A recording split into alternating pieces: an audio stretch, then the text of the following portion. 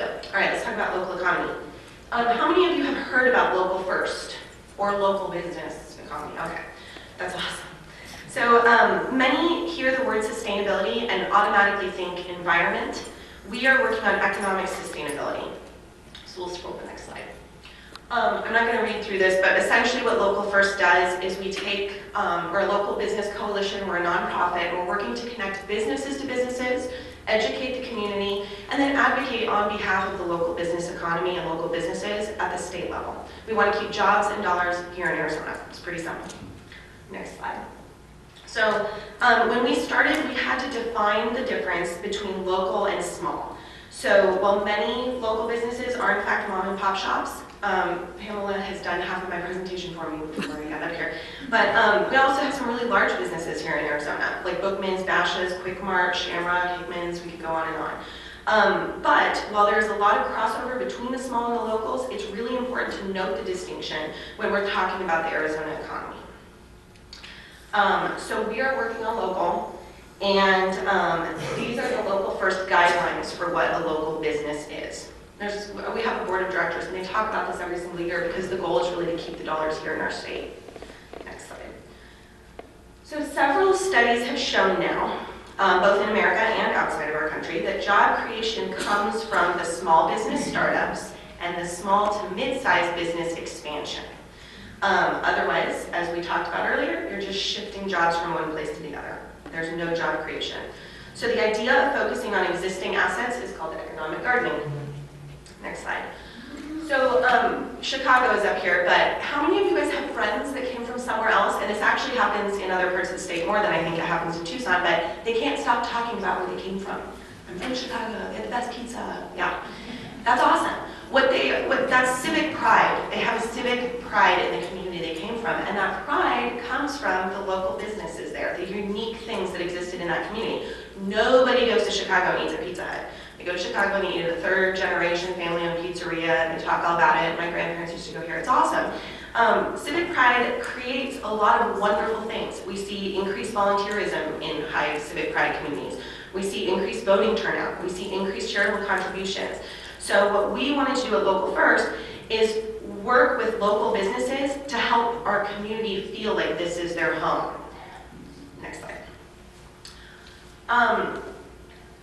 So there's some awesome statistics on here, so keep your eyes. We're going to scroll through the next three pretty quick. But small businesses are often overlooked in the economic development world because they are cute. They are small, they're mom and poppy, they're adorable, they have 3 employees. But they are mighty. They are driving the Arizona economy. As you can see that. And one more. This next one is my favorite because it's shocking and amazing. So one more. So our infatuation as a country with this large international companies is what we have dubbed at Arizona, Local First Arizona, as buying ourselves broke. Next slide. And here's enough. Studies have repeatedly shown that for every 2 jobs a retail or restaurant business brings to town, we lose 3 local jobs because a business goes out. Next slide. So we needed to do our own study here in Arizona. When we started as a nonprofit in 2003, and we know that our legislatures are really just trying to do the best they can with the dollars they have. For them, the less expensive, well, in theory. So the less money they spend, the better, right? And we needed to show them, no, there's some long-term consequences to going with the cheapest option. And now we can see that effect here, 7 years later. So what we did was, we did a study. There's a $5 million bid, contract for office supplies here in Arizona. So WIST is a 3rd-generation family-owned company, 100% full-time employees. Office Max brings us 62% part-time jobs. They are not a local business. WIST provides $35,000 a year in charitable contributions here in Arizona for the last 10 years. 0 from Office Max to date. So what we showed is that if the contract had gone with WIST, 33.4% of that $5 million annually stays here in Arizona. With Office Max, it's only 11.6%. Next slide.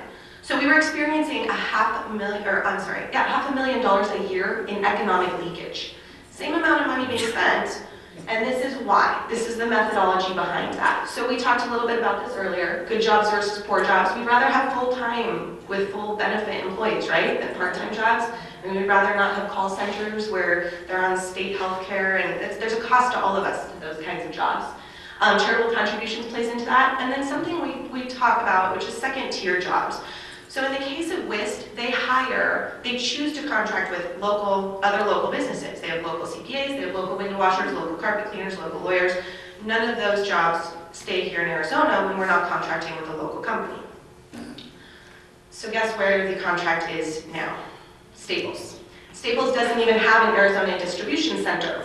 So we have no jobs here in Arizona and $5 million going right out. Next slide. So what we're doing is we're looking at 20 years worth of economic development and saying it's not working the way we thought it was going to work. What do? We advocate for more of a focus on local. If we create more civic pride, the big guys want to come here. We know they're looking for vibrant, creative, inventive, unique communities. We really don't need to buy their friendship. Other communities have this happening, and it's because they have a real strong civic pride and a real vibrant local economy. We're not anti-big business at all. There needs to be a balance. We're simply advocating for the balance. And a lot of the small local businesses don't have the opportunity to do that. All right, so we did another study in 2009. We wanted to show the positive impact that one business can make here in Arizona.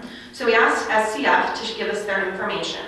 The first thing we learned is that they are sourcing 82% of their contracts with Arizona companies, which is incredible. That's a huge number. The second thing that we learned, which was more impressive, is that they had two key impacts.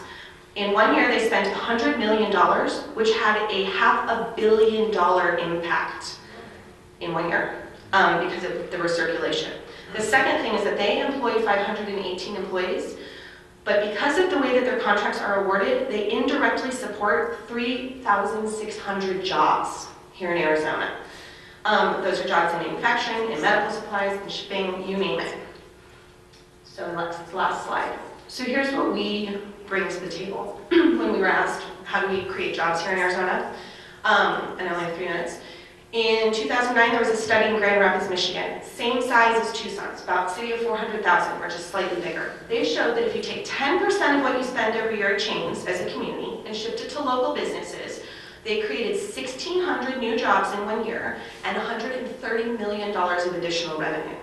So we created the Shift Arizona campaign. And the idea is, we know I'm preaching to the choir here. You guys already eat local, shop local. So for me, when I looked at my income, I said, I'm going to make up a number here, but okay, I'm spending 35% of my income every year at local businesses. I need to move that to 45%. So for me, I shifted my gas to Quick Mart and I shifted my prescriptions to Bashas'.